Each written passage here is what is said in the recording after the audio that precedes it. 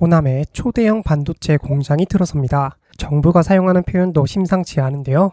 속도전을 넘어 전격전이라고 합니다. 그런데 저는 이 뉴스를 보면서 가장 먼저 반도체 장비주를 떠올렸습니다. 이유는 간단한데요.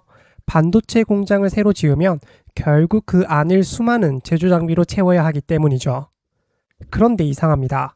정작 시장에서 먼저 움직인 건 원익 IPS 같은 반도체 대표 장비주가 아니라 금호건설 등 호남 개발 관련주였습니다. 저는 이 부분이 중요하다고 보는데요. 시장은 아직 호남 반도체를 실적보다 테마로 보고 있다는 뜻일 수 있기 때문이죠. 그렇다면 질문은 하나입니다. 정부가 말하는 2029년 정말 반도체 공장을 돌릴 수 있을까요? 그리고 정말 가능하다면 앞으로 어떤 장비 회사가 돈을 벌게 될까요? 이번 영상에서는 이 두 가지를 확인해 보겠습니다. 정부가 제시한 1차 목표는 2029년입니다. 만약 이 일정대로 움직인다면 장비 회사 입장에서는 상당히 큰 이벤트가 될 수 있습니다. 반도체 장비 업체는 기본적으로 삼성전자와 SK하이닉스의 설비 투자 사이클을 따라가기 때문이죠. 대표적인 전공정 장비 업체 원익 IPS의 매출을 보면 이 특징이 잘 나타나는데요. 고객사가 투자를 늘리면 매출이 뛰고 투자를 줄이면 다시 내려갑니다. 그런데 지금은 상황이 조금 다른데요. 삼성전자는 평택에 증설하고 있고 SK하이닉스는 청주와 용인에 대규모 투자를 진행하고 있습니다. 여기에 호남까지 연결된다면 장비업체 입장에서는 기존 투자 사이클이 끝나기 전에 새로운 팹 투자가 이어지는 그림이 만들어질 수 있는데요. 그래서 호남 반도체가 반도체 장비주에겐 브레이크 없는 성장의 중요한 이슈가 되었습니다. 다만 전제가 있습니다. 정말 2029년까지 가능한가 또는 그 이후라도 정말 투자를 할 것인가 라는 점이죠. 그럼 과거에는 반도체 공장 하나를 만드는데 얼마나 걸렸을까요? 삼성 평택과 SK하이닉스 용인의 사례를 통해 확인해 보겠습니다. 먼저 중요한 건 건물 공사 기간만 보면 안 된다는 건데요. 계획, 인허가, 부지 조성, 팹 건설, 클린룸, 장비 반입, 양산 이 모든 과정이 필요합니다. 특히 SK하이닉스 용인은 2019년 계획이 나왔지만 첫 팹의 본격적인 건설까지 약 6년이 걸렸는데요. 또 첫 클린룸 오픈 목표가 2027년 2월이니까 계획 발표부터 실제 반도체를 생산할 수 있는 시설이 갖춰지기까지 모두 따지면 약 8년이 걸리는 셈입니다. 물론 호남은 기존 군공항 부지를 활용하고 정부가 각종 행정 절차를 동시에 진행하겠다고 했기 때문에 용인과 똑같이 비교할 수는 없습니다. 그래도 정부가 호남 반도체 1차 완공 목표로 제시한 2029년이 얼마나 공격적인 일정인지는 알 수 있겠죠. 그래서 지금부터는 2029년이라는 숫자를 믿을 수 있는지 하나씩 검증해 보겠습니다. 첫 번째 관문은 땅인데요. 정부가 선택한 곳은 약 250만 평 규모의 광주 군공항입니다. 이미 평탄화된 대규모 국유지라는 점에서 일반적인 산업단지보다 부지 조성 시간을 크게 줄일 수 있다는 게 장점인데요. 실제 정부도 이를 부지 선정의 중요한 이유로 들었습니다. 그런데 문제가 있는데요. 광주 군공항은 말 그대로 일반 공항이 아닌 군공항입니다. 이런 특징은 장점과 단점을 모두 가지고 있는데요. 장점은 정부가 속도전하기 좋다는 점입니다. 정부는 군 기능 이전과 산업단지 조성을 동시에 진행하고 먼저 사용할 수 있는 부지부터 팹 건설에 활용하겠다는 계획입니다. 이 모든 게 정부가 관할하는 군 공항이기 때문에 가능한 일이죠. 물론 상대적으로 속도를 내기 좋다는 말이지 무조건 정부 맘대로 할 수 있다는 말은 아닙니다. 이 말은 풀어야 할 숙제도 있다는 뜻인데요. 바로 군 기능 분석, 미국과의 협의, 토양 환경 문제입니다. 특히 광주 기지는 한미 공동 운영과 관련된 시설이 있기 때문에 우리 정부 혼자 결정할 수 없는 부분도 있습니다. 그리고 수십 년간 군 공항으로 사용한 만큼 토양 상태도 확인해 봐야 하는데요. 오염이 확인된다면 정화 과정도 필요하고요. 이 정화 과정도 1년에서 2년 정도 걸리는 것으로 알려졌습니다. 즉, 정부는 속도를 내기 위해 모든 문제가 해결될 때까지 기다리는 게 아니라 인허가, 군이전, 부지 조성, 환경 절차를 동시에 진행해서 시간을 줄이는 전략을 채택했습니다. 실제 이재명 대통령도 기존처럼 A가 끝나야 B를 시작하는 방식이 아니라 법이 허용하는 범위에서 절차를 병행하라고 주문했습니다. 이와 관련해 우려의 목소리도 나오고 있으나 호남 반도체에 대한 정부의 의지가 얼마나 강한지 알 수 있는 자료이기도 합니다. 다음으로 살펴봐야 할 문제는 물인데요. 반도체 클러스터에 필요한 용수는 하루 약 65만 톤으로 거론됩니다. 이걸 두고 정치권에서는 물이 부족하다, 아니다 라는 논쟁까지 벌어졌는데요. 정부 입장은 명확합니다. 댐 여유량과 미사용 수자원, 하수 재해 이용 등을 활용하면 하루 100만 톤 이상 추가 확보가 가능하다는 건데요. 다만 반대쪽에서는 평상시가 아니라 극심한 가뭄에서도 365일 안정적으로 공급할 수 있느냐를 문제 삼고 있습니다. 그래서 저는 이 부분을 이렇게 해석합니다. 현재 계획상 용수 자체가 사업을 막을 정도의 결정적 장애물이라고 보기는 어렵다. 그러나 가뭄과 같은 극단적인 상황에 대비한 비상공급 계획이 얼마나 구체적으로 나오는지는 확인할 필요가 있다는 것입니다.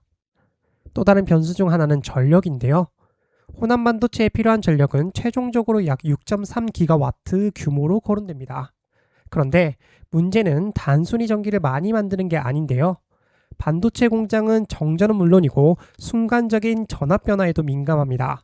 그래서 발전소만 있다고 되는 게 아니라 송전망, 변전소, 산단 전력망, 폐비, 전체 인프라가 같이 구축되어야 합니다. 결국 정부가 제시한 일정대로 전력 인프라가 실제 착공되는지를 보면 2029년 계획의 현실성을 상당 부분 판단할 수 있는데요. 현명한 투자자라면 앞으로 호남 반도체 뉴스를 볼 때 팹 착공만 볼 게 아니라 송전선과 변전소 발주도 같이 봐야 합니다. 자, 여기까지 보면 정부가 풀어야 할 숙제가 상당히 많죠. 땅도 확보해야 하고 군공항도 옮겨야 하고 물과 전력도 확보해야 합니다. 그런데 저는 자료를 조사하면서 이것보다 더 근본적인 의문이 하나 들었는데요. 그런데 우리나라의 반도체 공장이 정말 더 필요한가? 이런 의문이 들었습니다.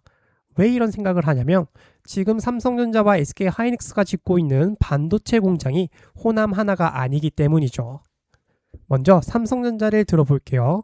평택에서는 대규모 P5 팹 건설을 진행하고 있습니다. 한동안 공사가 멈춰 있었지만 AI 반도체 수요가 증가하면서 다시 공사를 재개했고요. 여기에 장기적으로는 용인 국가산단의 대규모 신규 생산시설을 구축하는 계획도 있습니다. SK하이닉스는 더 많은데요. 청주에서는 M15X를 중심으로 D램 생산 능력을 확대하고 있고요. 용인에는 아예 대규모 반도체 클러스터를 새로 만들고 있습니다. 일기 팹 하나로 끝나는 것도 아니고요. 앞으로 후속 팹을 순차적으로 건설할 계획입니다. 여기에 청주에서는 약 19조 원을 투자하는 PNT7이라는 첨단 패키지 공장까지 2026년 4월 착공했습니다. 그런데 추가로 호남 반도체 클러스터까지 이거 너무 많이 짓는 거 아닐까 하는 의문이 들 수밖에 없죠. 반도체 산업에서 가장 무서운 게 공급 과잉이기 때문입니다. 이에 우리는 고민할 수밖에 없는데요. 늘어나는 생산 능력만큼 반도체가 필요한가? 결론부터 말씀드리면 필요하다는 의견이 지배적입니다. 그중 하나가 AI 때문인데요. 시장조사 업체 트렌드포스는 2026년 글로벌 AI 서버 출하량이 전년보다 약 28% 증가할 것으로 전망했습니다. 그리고 AI 서버가 늘어나면 GPU와 함께 HBM 수요가 증가할 것이고요. 여기서 재밌는 부분은 AI 서버 출하량이 약 28% 증가하면 HBM 수요는 그보다 훨씬 많은 70% 이상 증가한다고 예상한다는 점입니다. 즉, AI 서버 증가는 HBM 수요를 폭발적으로 늘리는 거죠. 또 AI 서버 한 대에 들어가는 메모리 양이 기존 서버보다 크게 늘어나면서 HBM뿐 아니라 서버 D램과 고용량 낸드까지 수요가 증가하고 있습니다. 최태원 SK그룹 회장이 괜히 2030년까지 메모리가 부족하다고 말한 게 아닌 거죠. 그럼에도 불구하고 다소 과한 게 아닌가 생각할 수 있습니다. 그러나 반도체 공장은 수요가 발생한 다음에 지으면 늦습니다. 삼성전자와 SK하이닉스가 다소 과할 정도로 공장을 증설하는 이유죠. 두 반도체 공룡은 AI 시대에 필요한 메모리 생산 능력을 선점하기 위한 투자를 하고 있다고 할 수 있습니다. 2030년대에 필요한 공장이라면 지금부터 부지를 정하고 물과 전력을 확보하고 산단을 만들어야 실제 수요를 감당할 수 있습니다. 이제 처음 이야기로 돌아가 볼 건데요. 호남 반도체가 계획대로 진행되고 기존 평택, 청주, 용인 투자까지 이어진다면 결국 필요한 것이 있습니다. 바로 반도체 장비죠. 그런데 아무 장비주나 사면 되는 건 아니겠죠. 삼성전자와 SK하이닉스가 어떤 공정을 확대하는지에 따라 수혜 기업이 완전히 달라지기 때문입니다. 그렇다면 어떤 기업에 주목해 볼까요? 제가 이번 영상에서 소개해드릴 종목은 6개인데요. 바로 원익 IPS, 유진테크, 주성엔지니어링, 테스, PSK, KC텍입니다. 먼저 원익 IPS는 삼성전자 투자와 함께 자주 언급되는 대표적인 전공정 장비 회사인데요. 반도체를 만드는 과정에서 방막을 형성하는 증착 장비와 열 처리 장비 등을 공급합니다. 유진테크 역시 증착 장비가 핵심인데요. 특히 디램과 낸드 생산에 사용되는 LPCVD와 ALD 장비를 공급하기 때문에 메모리 생산 능력 확대와 연결해서 볼 수 있습니다. 다음으로 주목할 종목은 주성 엔지니어링인데요. 주성 엔지니어링도 증착 분야입니다. ALD와 CVD 기술을 기반으로 반도체 웨이퍼 위에 매우 얇은 막을 만드는 장비를 공급하는 회사입니다. 테스는 증착뿐만 아니라 식각 장비까지 공급하는데요. 특히 삼성전자 메모리 설비 투자와 연결해서 자주 거론되는 회사 중 하나입니다. PSK는 조금 다른데요. 반도체 회로를 만드는 과정에서 사용한 감각액, 즉 PR을 제거하는 장비가 대표적이고 세정 관련 장비도 공급합니다. 마지막으로 KC텍이 있는데요. KC텍은 CMP와 세정 장비가 핵심입니다. CMP는 반도체를 여러 층 쌓는 과정에서 웨이퍼 표면을 평평하게 만들어주는 공정이라고 이해하면 됩니다. 그러니까 이 회사들은 똑같은 장비를 만드는 건 아니고요. 증착, 식각, 세정, 평탄화 등 서로 다른 공정을 담당하고 있고 새로운 팹이 만들어지면 결국 이런 장비들이 함께 필요해지는 구조입니다. 그래서 호남에 실제 팹이 들어서기 시작하면 단순히 장비주 하나가 수혜를 받는다기보다 반도체 전공정 장비 생태계 전체에 새로운 수요가 만들어질 가능성을 봐야 합니다. 그런데 여기서 투자자 입장에서 굉장히 중요한 게 하나 있는데요. 장비 회사는 반도체 공장이 완공된 다음에 돈을 버는 회사가 아닙니다. 오히려 그 전에 돈을 벌죠. 반도체 팹을 짓고 클린룸이 완성되기 시작하면 그 안에 장비를 채워 넣어야 합니다. 그러려면 장비 회사는 실제 장비가 공장에 들어가기 전부터 주문을 받아 생산을 시작해야 합니다. 따라서 우리가 봐야 할 것은 2029년 호남 팹 완공 시점이 아니라 그보다 앞선 장비 발주 시점이겠죠. 그런데 제가 영상 초반에 장비주의 특징 하나 말씀드렸죠. 사이클을 탄다는 점입니다. 일반적으로 반도체 장비주는 삼성전자와 SK하이닉스가 공장을 지을 때는 장비 주문이 몰리면서 실적이 좋아지고 대규모 투자가 끝나면 주문이 감소하면서 다시 실적이 내려가는데요. 원익 IPS의 과거 매출이 올라갔다 내려간 이유도 결국 고객사의 설비 투자 사이클과 연결되어 있습니다. 그런데 이번에는 조금 다른 그림이 만들어질 가능성이 있는데요. 지금 삼성전자와 SK하이닉스의 투자 계획을 시간순으로 놓으면 재미있는 그림이 나옵니다. SK하이닉스는 청주 M15X에 이미 장비를 넣으면서 생산 능력을 확대하고 있고요. 삼성전자는 평택 P5를 건설하고 있습니다. 또 SK하이닉스는 용인 1기 팹을 짓고 있고 여기서 끝나는 게 아니라 후속 팹까지 순차적으로 건설할 계획입니다. 그리고 다음에 호남이 들어오죠. 이게 왜 중요하냐면 기존에는 하나의 대규모 투자가 끝나면 다음 투자가 시작될 때까지 공백이 발생했는데요. 그런데 청주, 평택, 용인, 호남으로 대규모 투자가 겹치거나 이어지면서 한쪽의 장비 발주가 끝날 때 다른 쪽에서 새로운 발주가 시작되는 구조가 만들어질 수 있습니다. 즉, 장비주의 업사이클이 길어질 수 있다. 다시 말해, 장비주가 돈 버는 기간이 길어질 수 있는 거죠. 우리가 반도체 장비주에 주목해야 할 이유입니다. 물론 계획된 팹이 실제로 지어져야겠죠. 반도체 장비주 투자자라면 삼전넥스의 투자 계획과 집행이 실제로 일어나는지 지속적으로 확인해야 합니다. 돈 벌기 역시 쉽지 않죠. 정리해 보겠습니다. 호남 반도체는 분명 엄청난 프로젝트입니다. 하지만 아직은 공장이 돌아가는 단계가 아니라 정부가 공장이 돌아갈 수 있는 조건을 만드는 단계입니다. 그래서 지금 시장에서는 장비주보다 지역개발 테마주가 먼저 움직이는 게 이상하지 않죠. 하지만 군공화 이전과 산단 조성, 전력과 용수 문제가 하나씩 해결되고 실제 팹 착공이 시작된다면 이야기가 완전히 달라집니다.